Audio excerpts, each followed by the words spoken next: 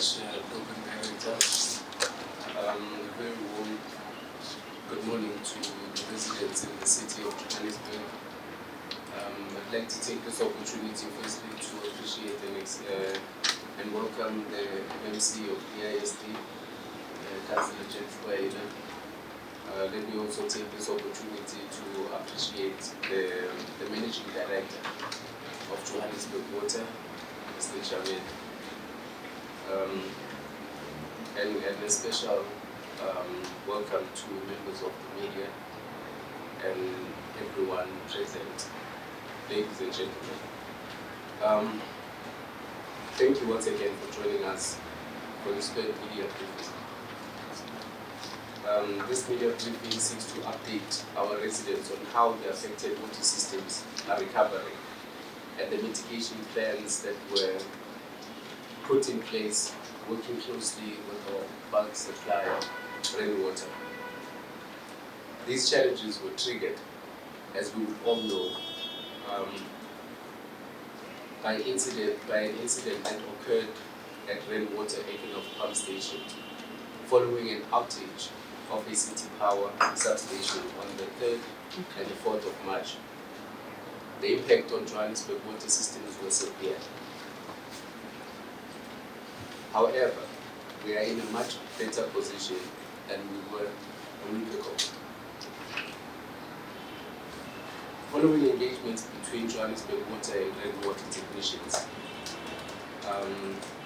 an action plan earlier this week was put in place to resolve the water issues, and it was decided on the course of action.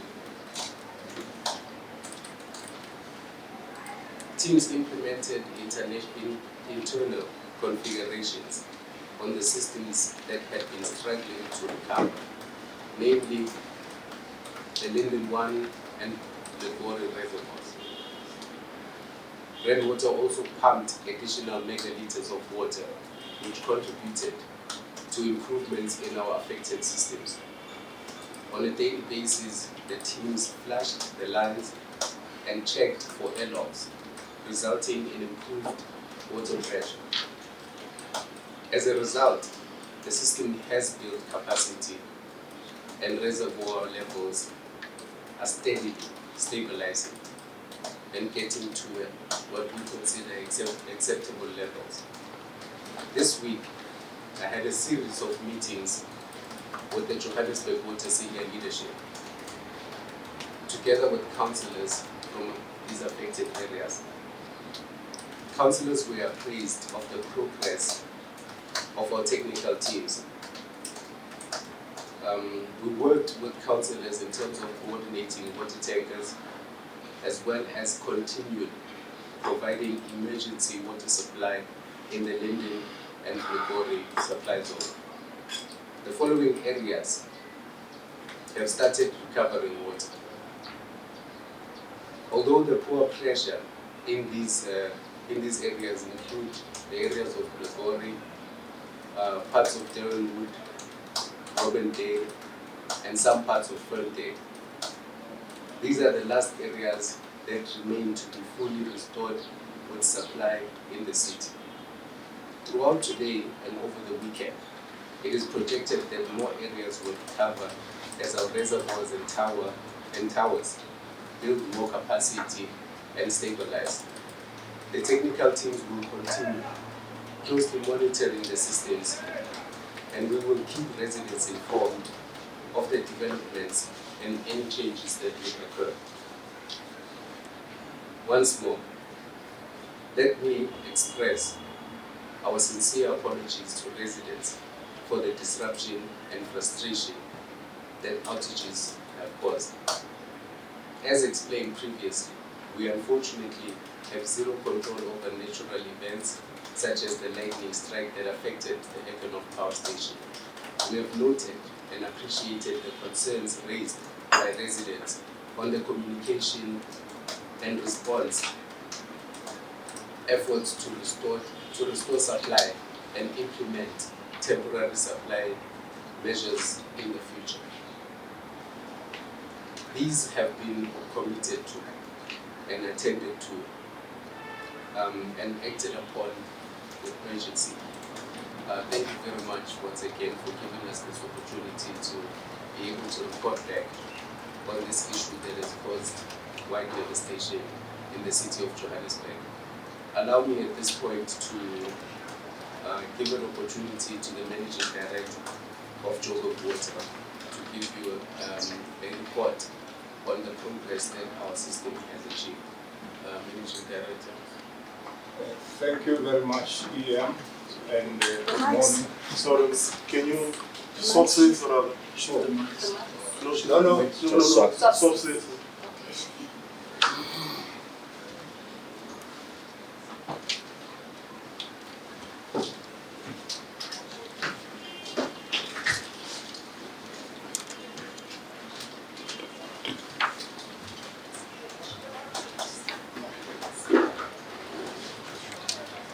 Thank you very much, and good morning.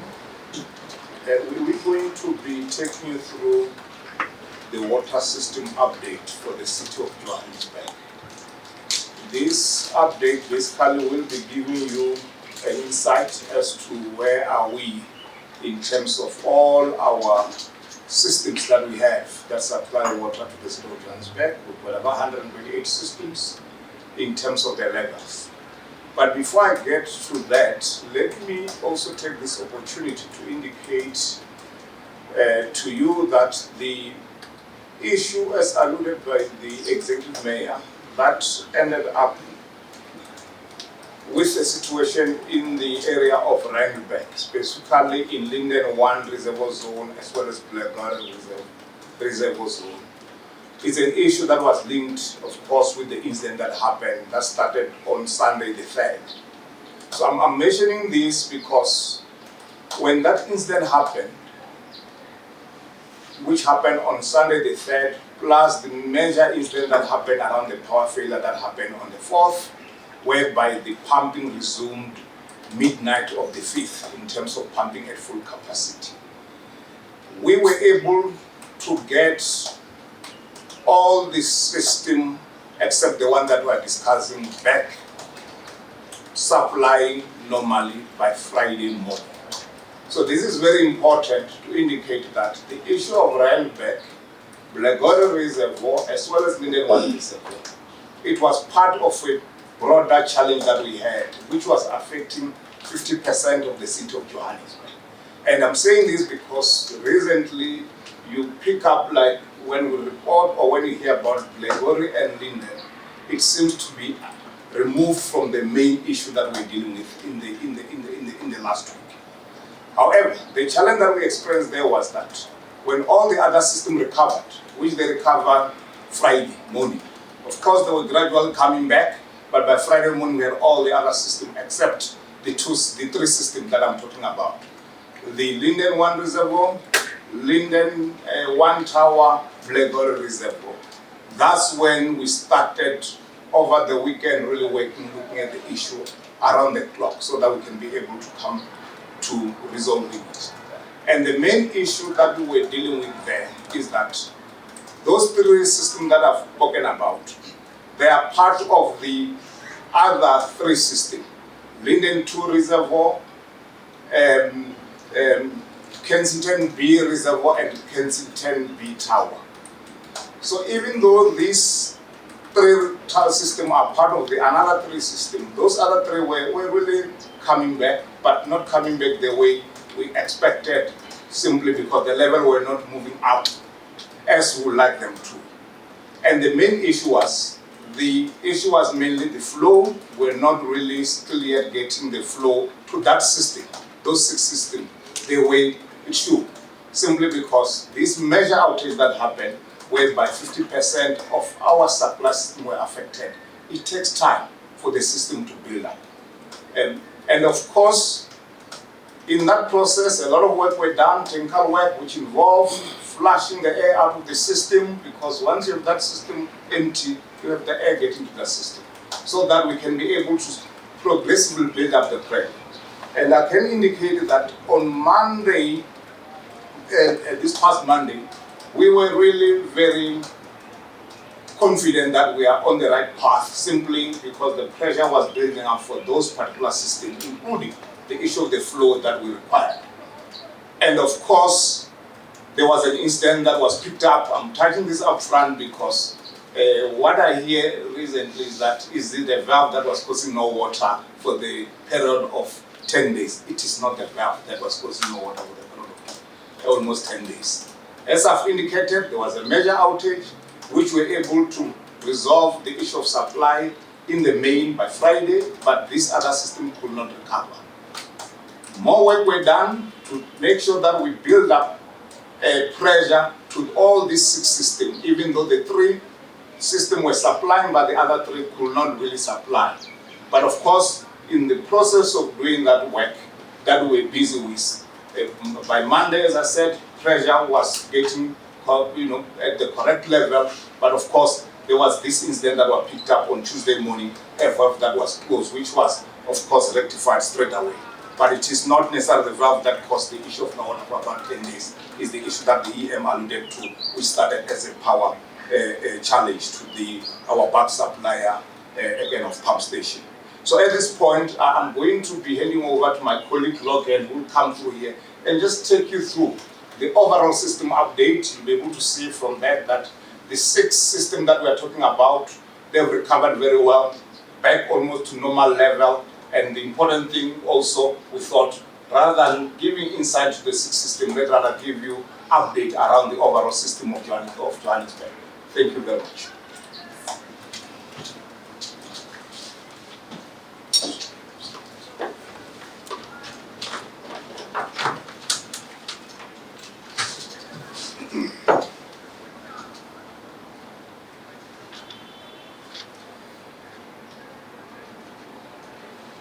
Good morning, colleagues. So I'm going to take you through a presentation to illustrate the status of the Joburg water system as a whole. Part of the presentation will also include the affected Randburg reservoirs, which I will demonstrate the current levels and the status of that particular system. So we'll start off with the icon of White Creek system, which is Commander Road. As you may be familiar, the Commander Road is one of our critical meters in the western part of Johannesburg. It feeds our Crosby, Brixton and Hursthill reservoir system. Currently, as it stands, our Crosby reservoir is sitting at 3%. It's on the low end, but still feeding as normal. Our Brixton reservoir is at 68%, so it's actually improving quite nice. And the tower at Brixton is at 81%, relatively full and feeding normal. Our Hursthill 1 and 2 systems is currently at 11 and 15%. There's been an overnight slight improvement on the Hursthill systems, although noting that when a reservoir is as low as these levels, there are areas in the highest part of the supply zone that would experience poor pressures to no water at times, but we mitigate by communicating and putting in water tankers in the affected portions. Quite something interesting to note is that the flows coming in from the Rand water side has been quite impressive over the last 24 hours. We've enjoyed close on 3,000 cubes an hour, which is quite an increase from our previous, 2,000 to 2,500 cubes an hour, which we normally average get. So that's positive that we are getting additional flow from the Rand water system. In terms of the Klip-Riviersberg Randwater system, that it predominantly feeds the South Hills Tower and the Alexander Park Reservoir in the eastern side of Johannesburg. The South Hills Tower, as of this morning, is at 55%, which is a good capacity. Remember, the tower fills up, it drops and fills up again, so it is a cycling system, but it's good levels. The Alexander Park is currently at 34%. So the Alexander Park Reservoir feeds the eastern part of Johannesburg, namely your Bertram's upper portion of Kensington B and Bears Valley. Due to the high demand on this system, because this system has a very high demand, if you look at the profile of that area, we resort to closing the outlets of this reservoir nightly between 8 and open at 4. The reason we do that, if we don't do that, we will actually end up in the morning with an empty reservoir. So that's one of the measures that we do to boost water for the day. However, that comes with certain areas, in the upper part of the supply zone that will get water later, but we tank water into those areas where required. In terms of the Stafford meter, this meter is on the Central Power Johannesburg Town. Parktown and Berea reservoir systems get fed off the Stafford meter. Our Parktown reservoir, which feeds across the reach towards Waverley Sandton area, is currently sitting at 38%, and our Berea reservoir is currently sitting at 18%. There are portions fed off the Berea reservoir, noting the levels of 18%, that do experience supply challenges in terms of poor pressures and upper portions at times when the demand is high, especially in hot weather conditions, of no waters, but we are trucking in waters through our water tanking when required. Moving on, our Meerail system, this predominantly is the southern Johannesburg system. The Soweto region predominantly gets supplied off this particular system in Meerail, as well as our Crown Gardens Eagle's Nest system comes off the same supply. Noting the levels, our Crown Gardens is sitting at a good level of 72%, which is quite impressive. Followed by Eagle's Nest, which has picked up considerably over the last day or two. It's currently at 77%. The Chihuahua reservoir going into the Soweto system is currently 29%, followed by 51% on our Diepkloof reservoir system. Further western part, we got the Doornkop West reservoir at 34%, and our Meadowlands reservoir at 41%. Power Park, we've been enjoying some good levels on our Power Park reservoir, which is currently at 75%. I must add that this system that we feed out in the southern part of Johannesburg is under strain. The demand is relatively high. This is where our high demand comes in. It's not just hot weather conditions, but the densification of the area and also other factors in terms of leakage rates, etc., means there's high demands on this particular system, which we manage through throttling reservoirs and restricting flow at times so that we can balance our systems.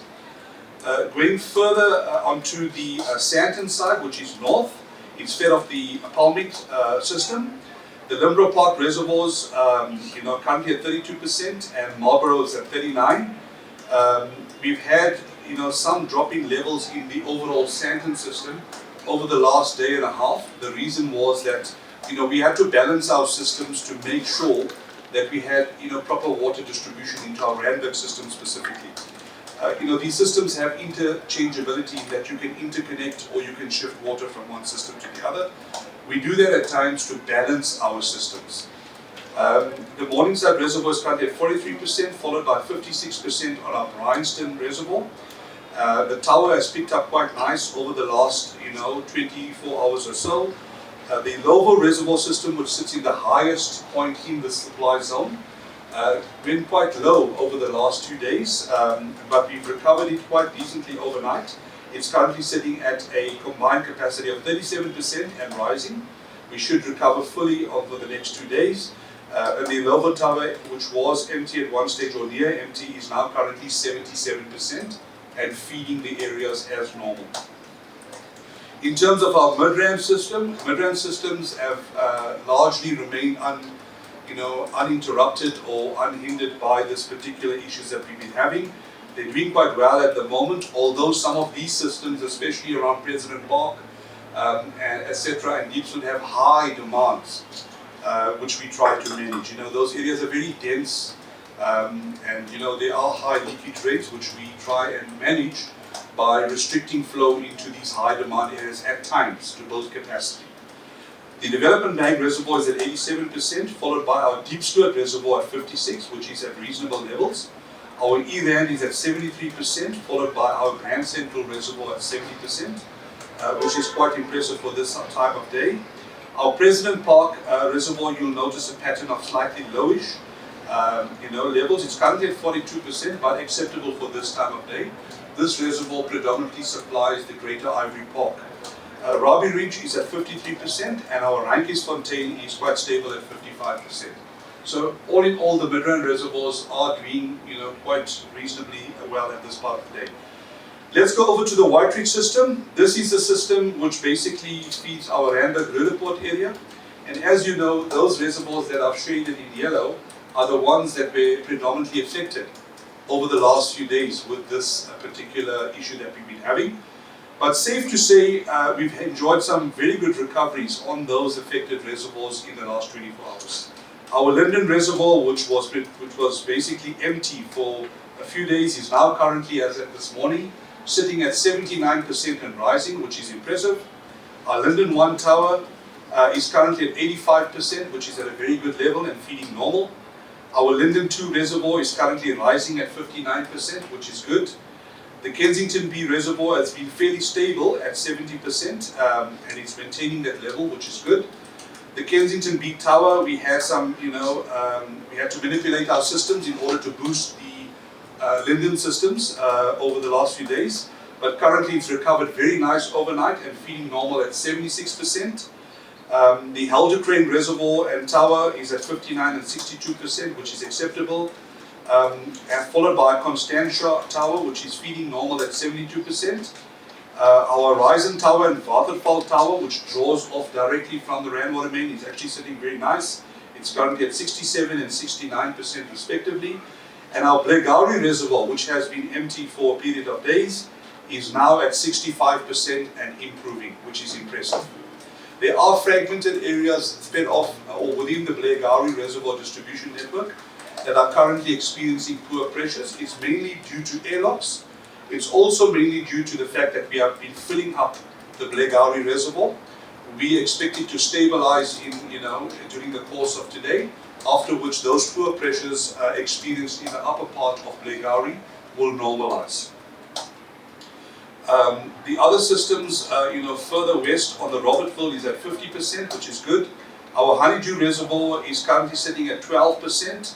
Honeydew reservoir also feeds towards the Cosmos City reservoir direction. There are high demands in this area, but we are trying to manage that by, restricting outflows at times, especially at night, to build up capacity for the day. The Witpurki reservoir is doing well at 64%, followed by Boschkop, which is at 65%. It's enjoying some good stable levels on the western side of Johannesburg. The Rampart Ridge is sitting at an impressive level of 78%, which is very good. And the Cosmos City reservoir, which is interlinked with the Honeydew, is at 28%, but stable at this point in time. Colleagues, I just want to bring your attention to the overall system input volume on the graph that you see on the screen. The reason I'm demonstrating this is to show you that the demand has been increasing on the Joburg water system. And that demand needs to be reduced. Currently, we should be, predominantly we should be sitting at about 1,550. Currently, we're sitting at roughly close to 1,800. And that's a bit of a concern. So in terms of our overall consumption, it needs to come down. Now, one of the issues one can say is attributing to the hot weather conditions, but it's not only the hot weather conditions. There's leakage rates, there's densification in these areas. Areas are growing. Infrastructure is also old that needs a bit of TLC and upgrades, and all of those initiatives in terms of reducing the high demand, not just physical losses, not just reservoirs that are leaking or pipelines that are leaking, but in terms of consumption patterns of communities needs to come down so we can better manage our system. If we reduce that overall consumption, it means that we have spare capacity or more capacity in our reservoirs. So whenever we have these interruptions, we have a buffer zone. We are not immediately running empty. That's how we are intending to reduce it through our water management or water demand management strategies that we have in place, together with our pipe replacements and leaking reservoir upgrades. So colleagues, I will stop there. That's basically the profile of the system status. Just to summarize, the systems that were predominantly impacted, especially on the Randburg side, have recovered very well. Like I said, the Blegauri system is recovering well. We expect it to, within the 24 hours, to normalize to top water levels. There are fragmented areas that do have poor pressures to low water at times. It's mostly due to airlocks, and we have teams on the ground reading air and normalizing the systems. Thank you. Thank you so much, Logan. We will now open for questions. Okay, you can just raise your hand and then introduce yourself in the media house you represent. Ndomi, Heidi, your hand was up? Yeah. Heidi and then the gentleman. Yes. Thank you very much. My name is Ndomi from CCC News. I just wanted to ask a few questions of clarity. Mayor, thank you very much for your message. I thought it was quite empathetic and it hit all the right notes, which is great. However, it does seem to have, it does lend itself again to the criticism around the confusing messaging. It does not seem to have clarity in terms of, last week this was the problem, this week this is the problem. So there just doesn't seem to be clarity around what the main problem is. So maybe that's something that you can deal with going forward in terms of how you deal with the overall communication to residents. Again, the communication thing, residents are frustrated by that, but that's an ongoing issue that I think maybe you guys need to resolve. That's question number one, around the confusing messaging. And then the second question is around the issue of the aging infrastructure. I mean, that seems to be the main culprit, among other things, which Logan has listed. But how are you going to deal with this long term? It's all well and good to say, well, it's this, that, that's the other thing. But how do you deal with that in terms of long term? You had crisis talk meetings with councillors, and you've spoken to Joburg Water and all these different parties. But how are you going to deal with that long term? Because this is unsustainable, right? And then in terms of the issue of the water tankers, I mean, it was a push on. It really was. You can't say now, after you've had the conversations with the councillors, etc., you brought in the water tankers when the last time we brought water tankers was last week. And this is what, day 12 of the crisis. How are you going to deal with that effectively, realistically, right? And then for the mayor in particular, aside from this, if you don't mind me asking you, just aside from this press briefing itself, I just wanted to get a clarity from you around the issue of the 130 dismissed workers. In light of the recent High Court order, what are you going to be doing with those 130 workers? Are you going to be reinstating them, or are you going to be compensating them for what now happens after the High Court order? And what were your initial thoughts about that layoff in the beginning? Thank you very much. So most of the questions have been asked, but I just want clarity on the valve. And the reason why I'm asking is because when we were in the Bowery Randburg side 2 days ago, the residents, because they feel there's no communication and they don't understand what's going on, because initially we were told it's because of this and then it's because of this, and then suddenly there's a valve issue. How serious was the valve issue with the water not being supplied to these areas specifically? And also, how did you not detect that a valve was closed? I mean, what systems do you have in place that you aren't able to detect a valve is closed, number one? Number two, how was that valve closed? Who closed that valve? Thanks. Stephen from Cape Net. So with regards to the old aging infrastructure, just how old is that infrastructure? And are you getting support from national government, the Department of Water and Sanitation in particular?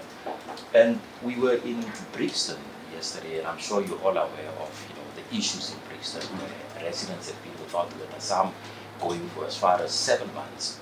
Yesterday, the taps are still dry, and they're asking questions to say, but what's really happening? What's causing this problem? Is there any response with regards to that? And lastly, with regards to the Aikenhof, situations which was as a result of the lightning striking the pump station, is there no backup system in place, to deal with this, or to avoid such incidents from happening in the future?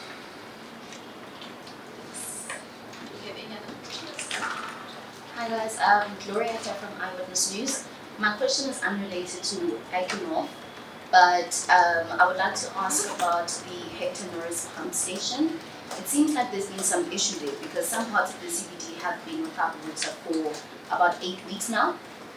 This is after the issue initially started when the Hector Norris pump station had a power outage on the 21st of January.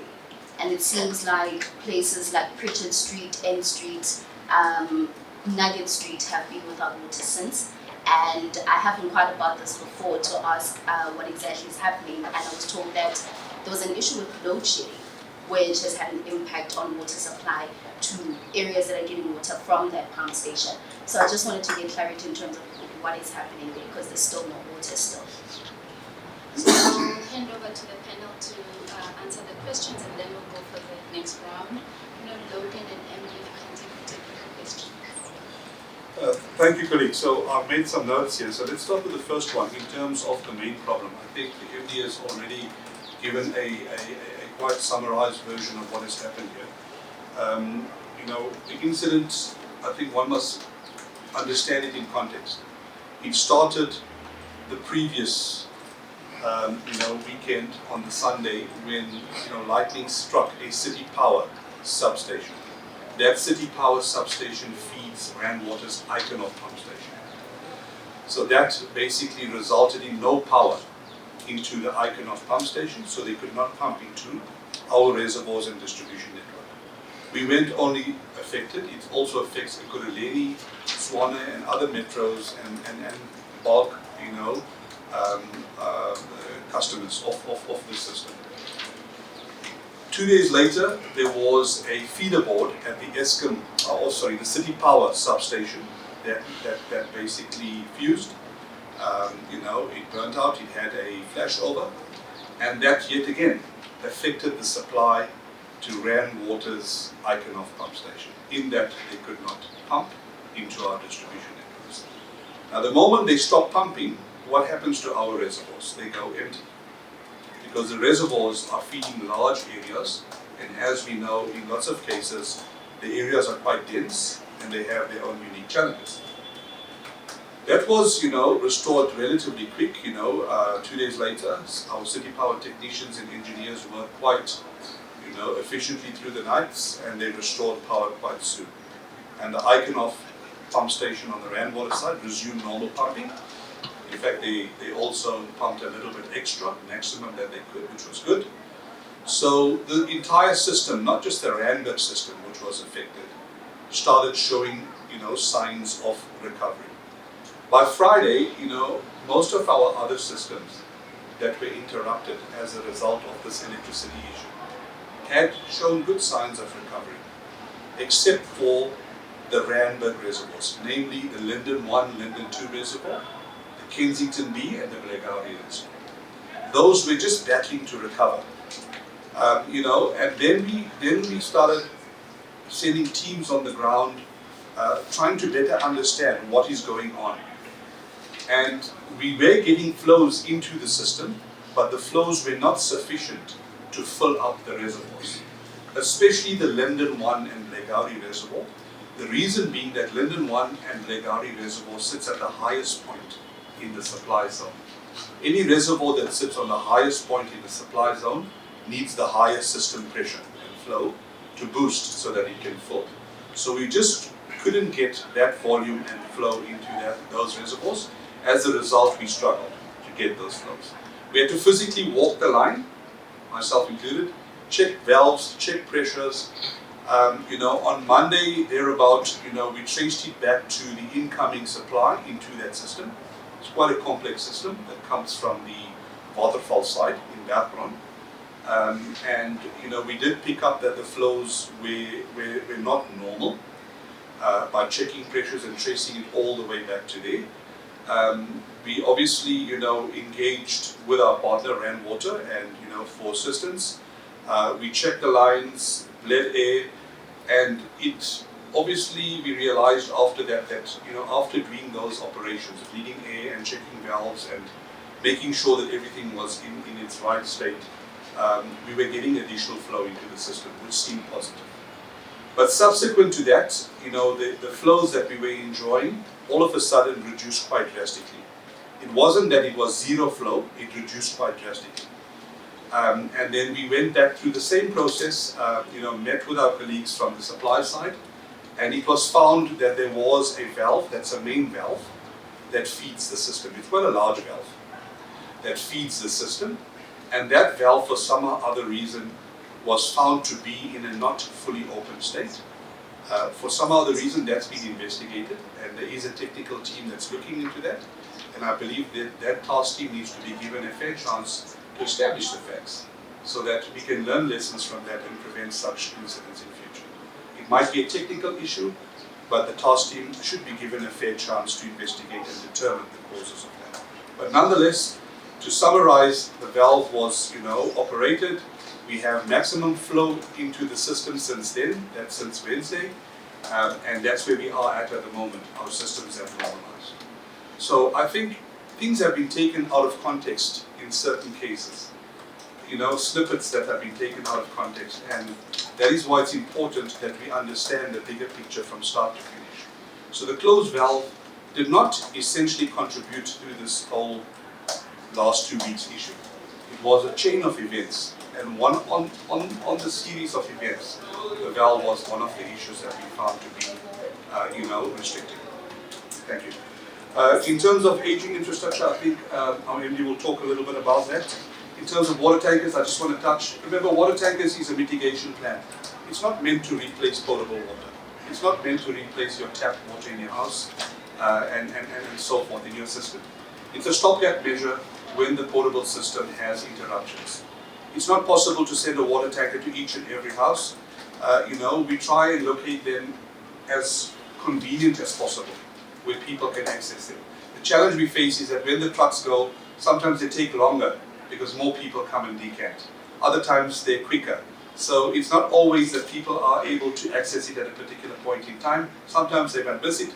Sometimes the truck gets emptied before it's intended to complete its task, and then it has to go back to the filling point, fill up, and that causes delays.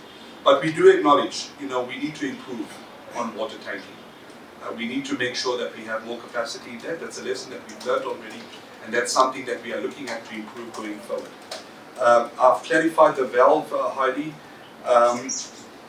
In terms of the Brixton-Crosby system, the Brixton-Crosby-Herschel system is off the commando. It's not an issue that's been triggered because of this particular issue we had in Randburg. Let me clarify that. It's an historical issue. The demand in that system is very high. The area is very dense. The areas that this system feeds has a lot of accommodation, student accommodation. Previously you had a house, a 3-bedroom house.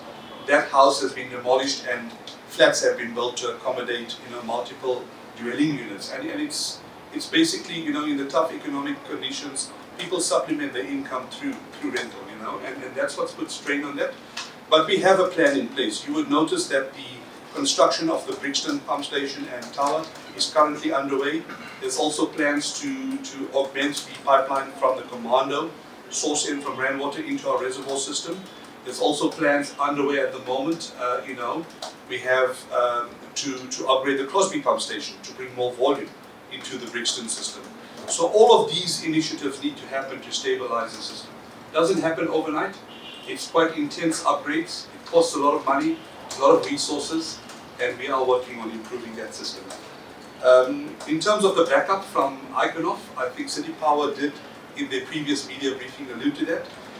Ideally, they want to bring in a ring feed. A ring feed means 2 points of supply into Iconoff, so that if one supply fails, the other one is your backup. There has been some engagements with Randwater, that's quite an advanced stage, because where they want to put the substation from the City Power side, there's a big pipeline that needs to be relocated. Once that pipeline is relocated, it will allow our City Power engineers to construct that substation and bring in a ring feed as a backup supply to Iconoff. In terms of Hector Norris, yes, correctly so, ma'am. It has been affected not just by load shedding. I think people think power failure is just load shedding. There's been power failures as well, physically where there have been trip outs. You must remember that the position of Hector Norris pump station is sitting on the border of Santa Rama and Rosettenville. There's lots of vandalism that happens around those areas because of the criminal activity, etc. There's been cables at times that have been stolen, etc. All of those together with load shedding affects the Hector Norris pump station at times. Currently, we do know there is a problem in that part of town that we're looking at. We've got technicians on the ground that are walking the line. We are quite close to solving that. But in the main, the Hector Norris pump station is quite severely hit quite often, either with load shedding or with the power failures that happen. We also have occasionally electrical failures, because remember, when there's vandalism, it affects our switchgear. You might find that it has caused it to flash or caused it to malfunction, and that sometimes creates downtimes. But we have teams that are dedicated in repairing and maintaining those. Thank you.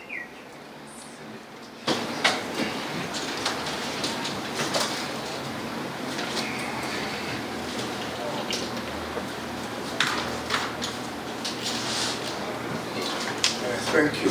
The issue relating to the aging infrastructure, indeed it is a challenge, and a challenge that we are looking at very closely as the city of Johannesburg. Maybe it's a way of context is to just, before I start zooming in to say what we do, is that to share with you the extent of the water infrastructure in the city of Johannesburg. This is a massive system. We're talking about 12,500 or so kilometers of water pipes, almost the same length of sewer pipes as well. You know, I've indicated earlier 128 systems. When I say systems, that represents the total number of reservoir tower that exist. So indeed, we have a challenge of the backlog. And this backlog really is as a result that historically we should have been investing at a higher pace than what we have invested. Currently, as things stands, we have a backlog of about 27 billion rand. So these are the infrastructure that we should have brought on board or replaced in terms of those infrastructure that are existing. So if you look at on annual basis, we invest about 1 billion rand on annual basis. And this 1 billion rand really, looking at both renewal or replacement of assets, as well as expansion, you know, in terms of capacity, whether we're increasing capacity for wastewater treatment works or we're putting a new reservoir. So all in all, you know, going into all these various categories of investments, about 1 billion rand. And if you look in terms of our asset base, and you look at the good practice in terms of water utility, what is it that we need to be investing on an annual basis?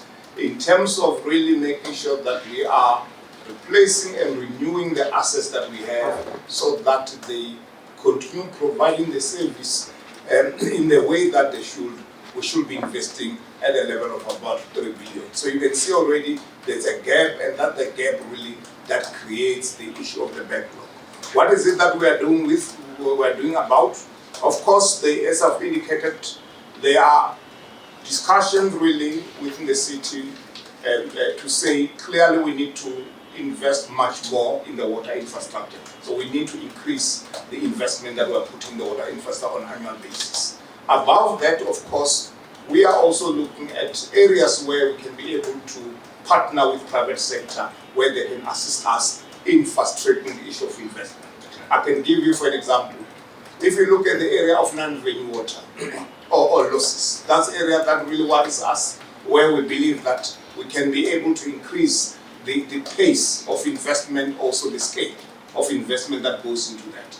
So it's an area that will be really going out soon in terms of getting private sector that can assist us through what we refer to as performance-based contracts in terms of those areas of the infrastructure where we need to improve the infrastructure so that we can reduce the losses. So there is that, of course, in other mega projects, we're looking at an approach of 3P and so on, so that we can get private sector assisting us in the area of increasing the investment.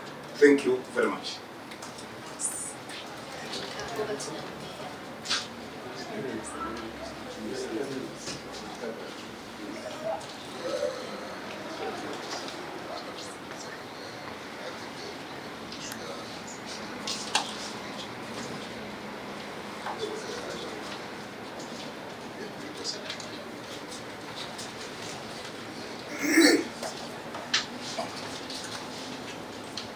Thanks, colleagues.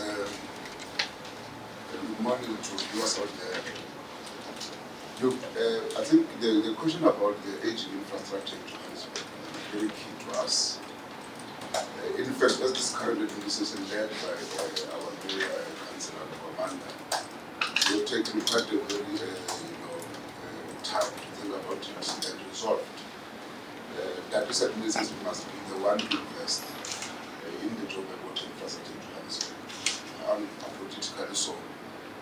You will know from our own budgetary system that we underwent in Johannesburg that a lot of money will go into the replacement of the water infrastructure in Johannesburg. The MD have indicated about the backlog. You can tell that over 20 billion is what it has been it shall mean that we then become that particular leadership that must then respond to this particular question of public placement. I think then it's also important what Logan indicated that at some stage what will create us to recover slowly in other areas, the issue of the flushing of the airlock in the system. Because if you don't do that, it shall mean that where the pipes are old, we normally experience what we call the water harm, that the combination of airlock and water inside the pipes will go into the most exposed or weakest pipes in our own system, and then might experience what we call the multiple pipe burst. And while we're experiencing the issue of making sure that water is now back into Johannesburg, we are now having to deal with the pipe burst which and having to reverse our gains. But largely politically, we are responsible. This political leadership led by one mayor has taken a very strong stance, and not only on Joburg Water, but obviously in replacing even electrical infrastructure in Johannesburg. It's very old. We're an issue in parts of Joburg, here, police out there, of the matter that we're still dealing with now. We are dealing with the electrical cables that is more than 60 years old. That is an oil cable which is no longer purchased.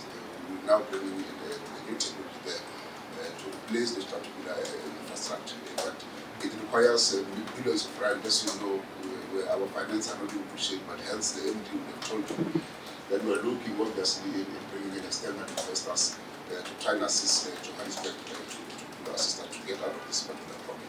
Thanks. Thanks, Nancy.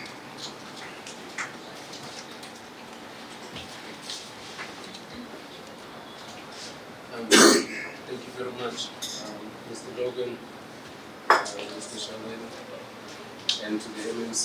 I think the only remaining question is unrelated to the press briefing itself. It's an issue, it's an HR issue relating to the mandate employees that we are fairly displaced by the anti-worker Democratic Alliance administration.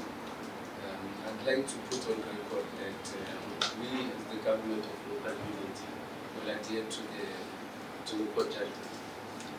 They are employees of the city, and we believe that they should be integrated in the system. Of course, we'll have to undergo a process where we negotiate with the representative union, which is SARU. But ultimately, our objective is to protect the integrity of the professionals that have been displaced by the previous regime. So the response in simple form is that the 130 City of Johannesburg employees we hope the process to comply with the court judgment and incorporate the shared services as a responsible entity will then facilitate the approach in which the city will take to integrating the system. Thank you. Thanks, Mayor. We'll open for another round. I know Alex had a question. If there are any follow-ups or any other questions? Okay, so it will be Alex, Ntombi, then Stephen. Thank you. I just wanted some clarity. You did mention now the alternate power source. I know that there was a meeting, I think it was not last week, the week before was Rand Water about that. If we could just have some clarity on how that meeting went and if there's any kind of timelines in terms of moving that pipe. I'm talking about Iconoff and City Power. And then, do we know how the suburbs are still affected? I'm assuming that it would be more an issue of low pressure than no water. And what exactly is the action plan? If you could just take us through it again, because the mayor did say that a lot of lessons have been learned from this, and so you've learned from this and you put plans in place for the future. If you could just take us into those plans, please. Thank you. So just before Ntombi, can I just ask that the Rand Water and City Power related questions, we keep them to a minimum because they're not here to respond, and this is about the recovery of our systems. So while we'll try, but it's infrastructure of Rand Water and City Power. Thanks. It's not a question, it's I just want to give clarity around the issue of rainwater. It is a Johannesburg water press conference, but rainwater seems to be the centre of the problem while we're not here. I noticed that it's a Joburg Water press conference, that's clear. But rainwater is not. They should also be held accountable because they seem to be at the centre of the problem. I'm not sure, maybe Mayor would be the best person to answer that question. So maybe I'll ask Logan to explain about rainwater because they're a bulk service provider, Undoubtedly, not 100%, only to the city but to other provinces as well. 100%, completely understood. Again, they're at the centre of the problem. Next question. Mayor, Stephen again from GateNet. Now with all the challenges that Joburg Water is faced with, I mean, you've been engaging with all the relevant stakeholders. Would you then say that we have reached crisis point?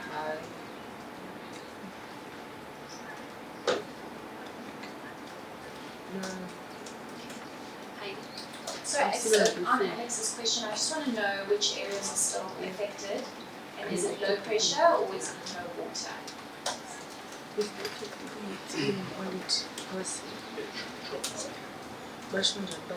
me just give a general response, and any responses that we need to be further substantiated upon the MD or the GSO.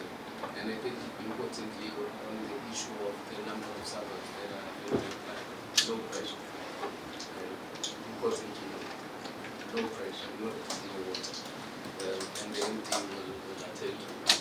But the issue of rainwater, I think we need them to equally account.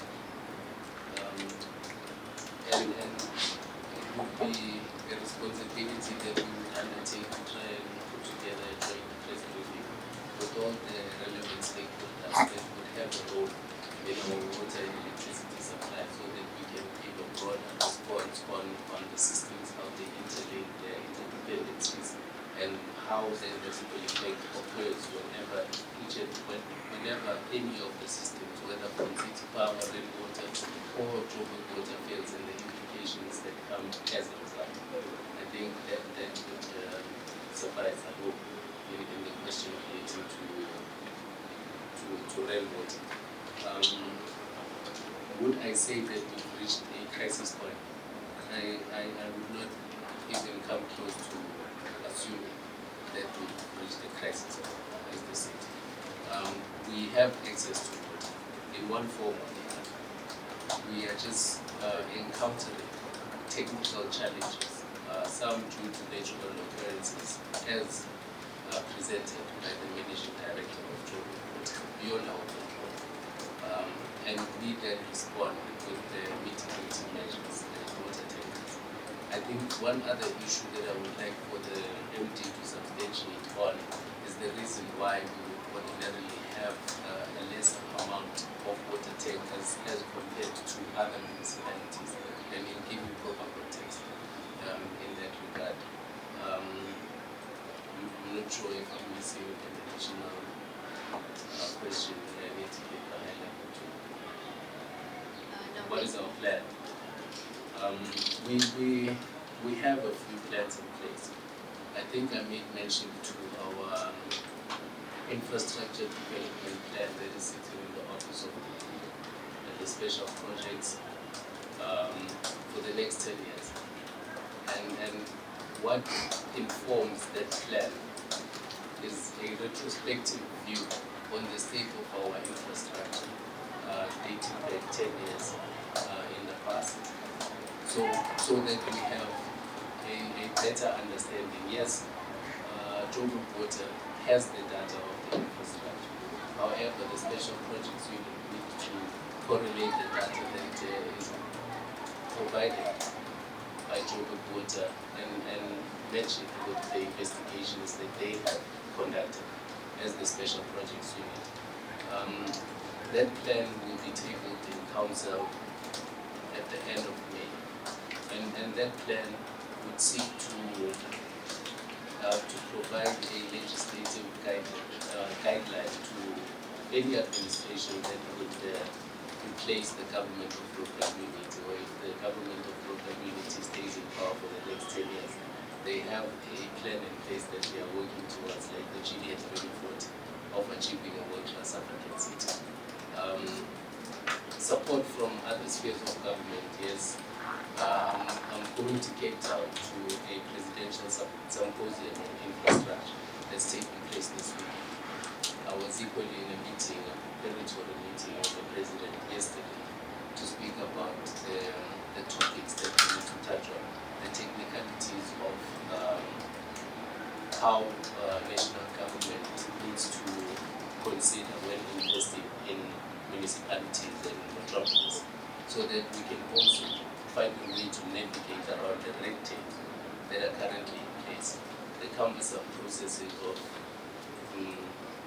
municipalities having to enter into triple P agreements and the lengthy nature of the process. I think the MD would have indicated that we are currently negotiating as well with National Treasury so that they can assist us. So we continue to build some of the required infrastructure in the medium term as we put, or rather as we implement the 10-year infrastructure development plan that is currently being compiled by the Office of the Group. So I hope Heidi that would suffice for now, and the MD would then give proper context on some of the responses that are required. Thank you.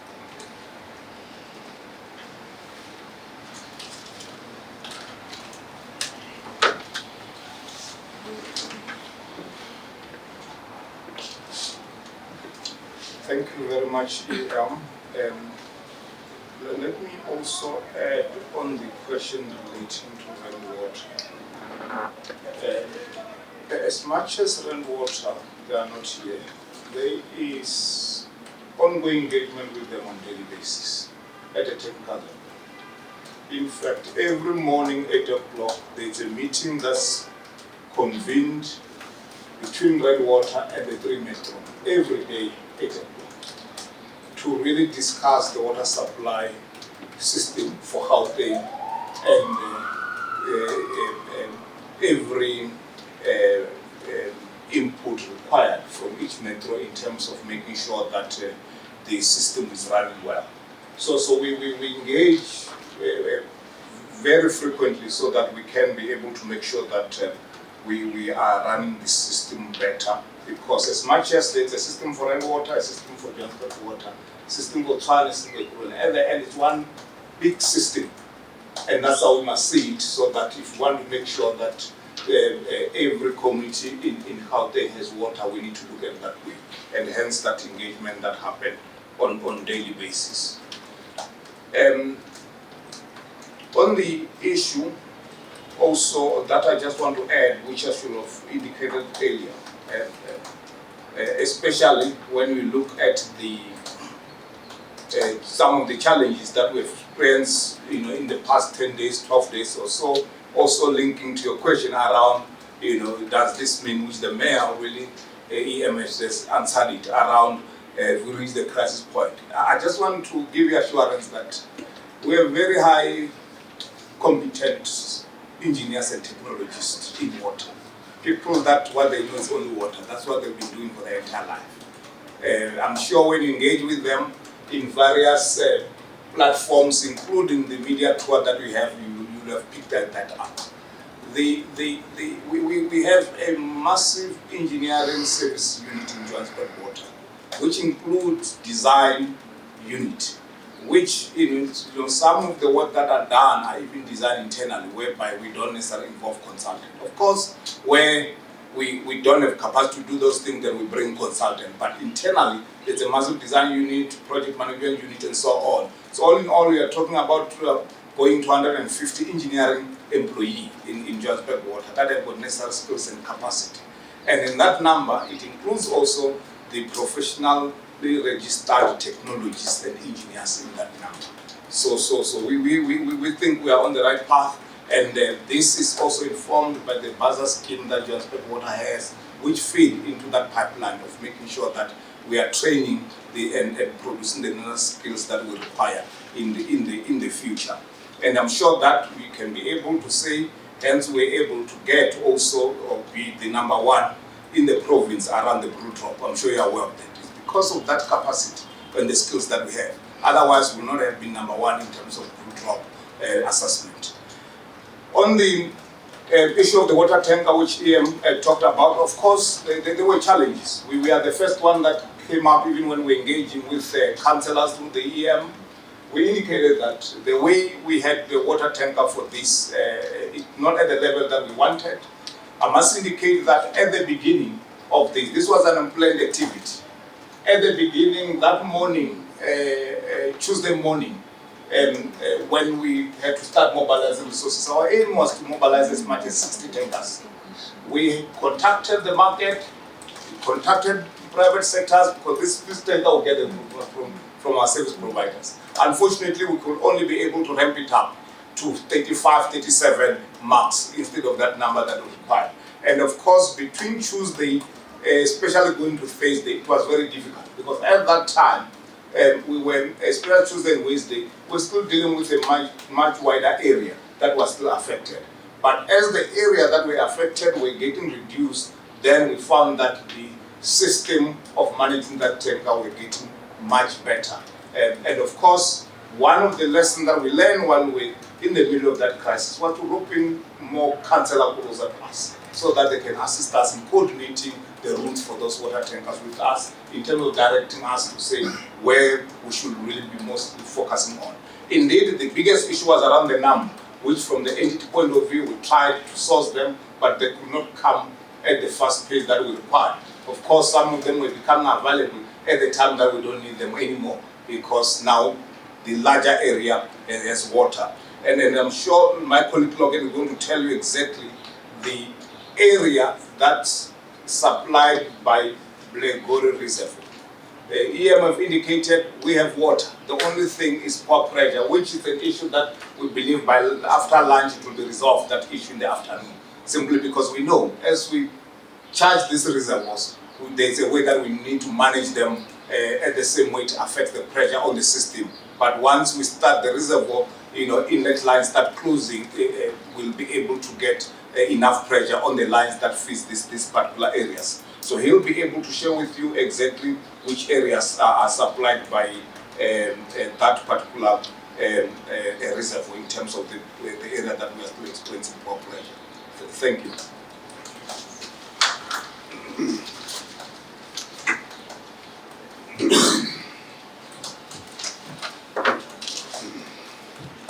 Thank you, colleagues. So currently, remember I went through the system status, and you would have observed that the Blegari Reservoir hasn't fully recovered, although it's sitting at an acceptable level. Now, I just want to explain something. The Linden 1 reservoir feeds the Blegari Reservoir. So at this point in time, we have the upper portion of Blegari, which is fed off Linden 1 reservoir, that has poor pressures. We are working on it. It's mostly air in the system that our teams are bleeding at the moment. And why air is undesirable, like the MMC mentioned, is it leads to bursts. And that's what we're trying to avoid. So in the main, it's the upper portion of Blegari, not all streets. It's the highest point in Blegari towards the Linden 1 side that's currently having poor pressures, but there is water. And we are anticipating that after lunch we should have normalized the system sufficiently to release all the air so that everyone has water. There are fragments as we go along in various areas where there's air pockets. So, as we receive these complaints of poor pressure, we direct our teams accordingly to release air and normalize the system. Colleagues, I just wanted to touch on the fact of, the center of the problem. There's no center of the problem.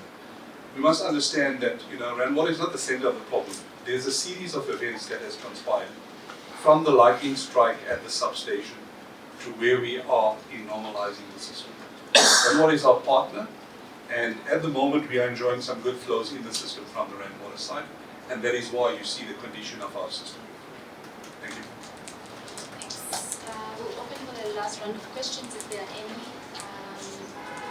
If not, I will hand over to the MMC to give us closing remarks. Thanks.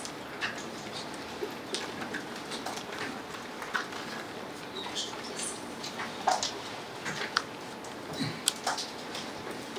Thanks very much. Let us appreciate this opportunity that you have taken the time to assist us in clarifying some issues and obviously in updating our own residents in Johannesburg. Our team have responded to quite a number of issues that we've raised. We are still currently working hard to make sure that we are targeting which the MDF indicated that in fact around after lunch today we have normalized large part of around the Joburg side after we have blown out of the system and were able then to charge the system in full capacity. Let us also thank the executive mayor for being with us here. He's always with us to clarify the issues on the ground. We are in fact intending, as I've indicated earlier on, to invest all our money in the fund in road infrastructure. Because in fact, this challenge is what it presents. It presents to us one of the most questions that we must respond to. In future, how do we make sure that as a city this thing doesn't happen again? Is there a need for us to invest perhaps in an underground water, rainwater harvest station, and our own city of Johannesburg, a water purification plant? So at some stage we are pushing from all this negative impact that we experience from other sister entities or other of our own partners. And those are the ideas that are on the table that we are sharing. As I've indicated, there's a political will led by the mayor to be able to get us out of this problem, so that at least we will not heavily affected by this problem. But let me take this opportunity once again to thank our team who have organized this event. Thanks very much. Thank you.